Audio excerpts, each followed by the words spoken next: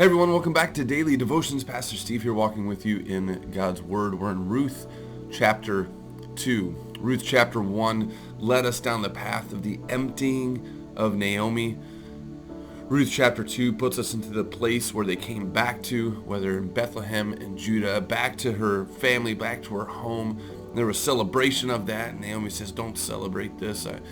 I should be Mara, not Naomi. It shouldn't be pleasant has my life been, but rather bitter has my life been. But then you just never know.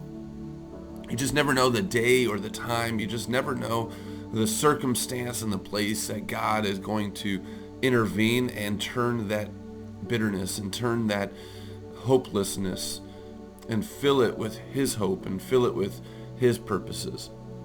That's what we get to see in Ruth chapter 2. We get to see a turn in the narrative.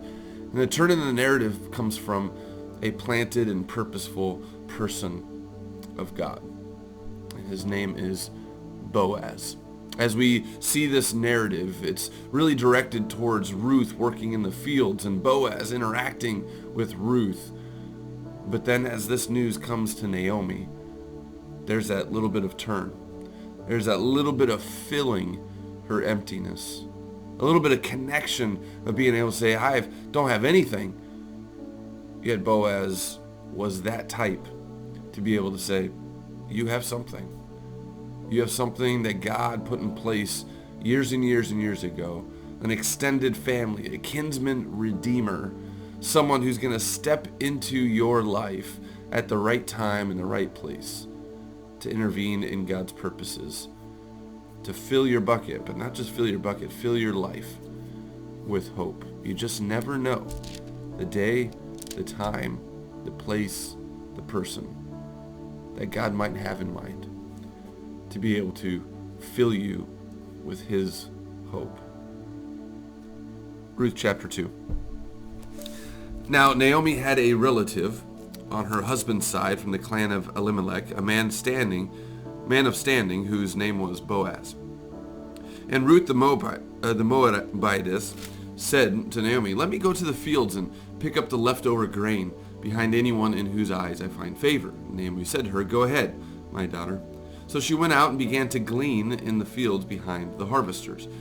As it turned out, she found herself working in a field belonging to Boaz, who was from the clan of Elimelech.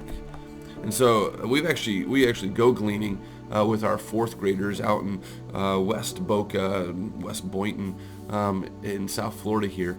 Gleaning is a practice that was actually put in place by God early on in Levitical and in the first community of Israel.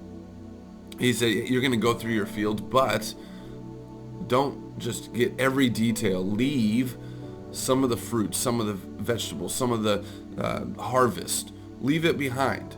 There's going to be people that can come through the field that are in need, that are foreigners, and they're going to be able to actually glean from your harvest. God always puts in place within his people a reality and an aspect of generosity. Don't just take it all for yourself. What about the other? And this is where Ruth is, of being able to actually glean, and it just so happens, as it says here, as it turned out, interesting fact, as it turned out, she found herself working in a field that belonged to Boaz. Verse 4, it said, just then Boaz arrived from Bethlehem and greeted the harvesters. The Lord be with you. The Lord bless you, they called back. Boaz asked the foreman of his harvesters, whose young woman is that?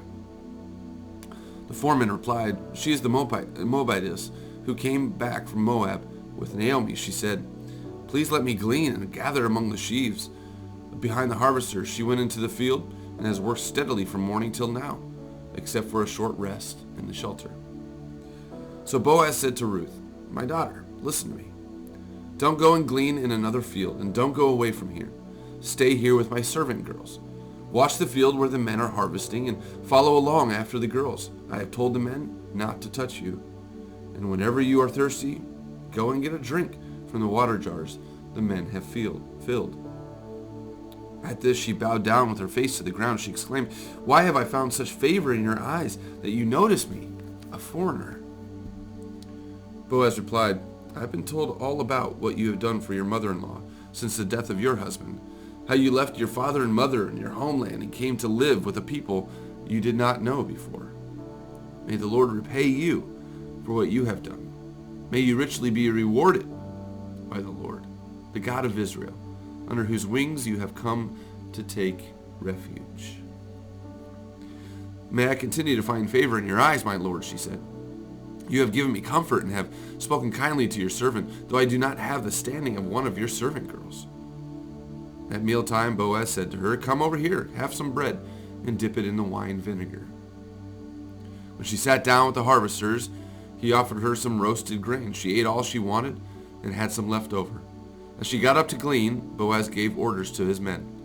Even if she gathers among the sheaves, don't embarrass her. Rather, pull out some stalks for her from the bundles and leave them for her to pick up, and don't rebuke her. So Ruth gleaned in the field until evening. Then she threshed the barley she had gathered, and it amounted about an ephah. She carried it back to town, and her mother-in-law saw how much she had gathered. Ruth also brought out and gave her what she had left over after she had eaten enough. Her mother-in-law asked her, Where did you glean today? Where did you work? Blessed be the man who took notice of you. You see the little turn. There is generosity happening, and it is outside of the norm. Where did you go?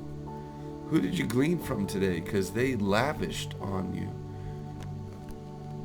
She's taking note of God's intervention. Then Ruth told her mother-in-law about the one at whose place she had been working. The name of the man I worked with today is Boaz, she said. The Lord bless him, Naomi said to her daughter-in-law. He has not stopped showing his kindness to the living and the dead. She added, here comes the big turn. That man is our close relative. He is one of our kinsman redeemers. Kinsman redeemers, people in place with a purpose in a family, a caretaker of an extended family. And here he is, Boaz of Elimelech, of being able to say, of the house of Naomi's husband. And here God puts him into place as a kinsman redeemer, one that would actually extend to an extended family kindness, generosity, and grace. Then Ruth the Moabitess said, He even said to me, Stay with my workers until they finish harvesting all my grain.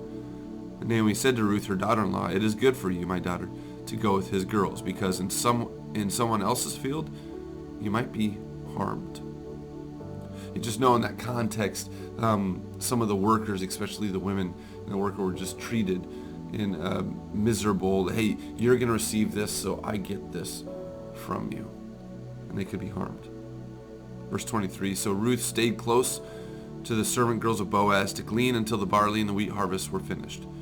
And she lived with her mother-in-law.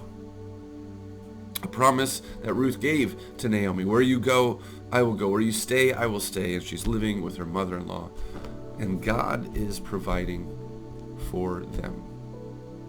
They took that step out of Moab. They heard about God's provision of food, of barley, of the wheat harvest back in Bethlehem. And so as Naomi goes and follows that provision back into Bethlehem, God just continues to provide more. You just never know. The time, the day, the place, the person, or the purpose that God has in mind through his provision to fill you with his hope. You just never know. And we say to that, thanks be to God. Have a blessed day.